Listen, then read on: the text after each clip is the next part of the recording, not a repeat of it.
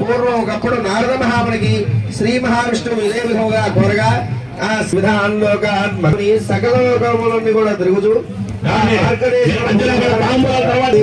స్తోత్రం సౌంపచక్రమే ఆ నారద మహాముని విష్ణులోకంలో చతుర్భుజుడు తెల్లని శరీర ఛాయ గలవాడు శంఖము చక్రము గద పద్మము మొదలగు అలంకారములన్నీ కూడా కలవాడు ఆ శ్రీహరిని చూసి ఇట్లా ప్రార్థన చేశాక నమో మాన్మనసాతీత రూపాయ అమిత జపజే ఆది మధ్యాంతరాయ నిర్గుణాయ గుణాత్మనే మనస్సుతో ఊహించడం గాని వాక్కుతో వివరించి చెప్పడం గాని శక్తులు గాని అతీతమైన రూపము గలవాడా ఆది మధ్యాంతరహితుడా నిర్గుణ స్వరూపుడయ్యా సుగుణాత్ముడు అయినటువంటి ఆది పురుషుడైనటువంటి భక్తుల బాధలు తొలగించినట్టు శ్రీమన్నారాయణమూర్తి నీకు భక్తితో నమస్కరిస్తున్నానని చెప్పి ప్రార్థన చేశాట ఆ శ్రీహరి ఆ స్తోత్రం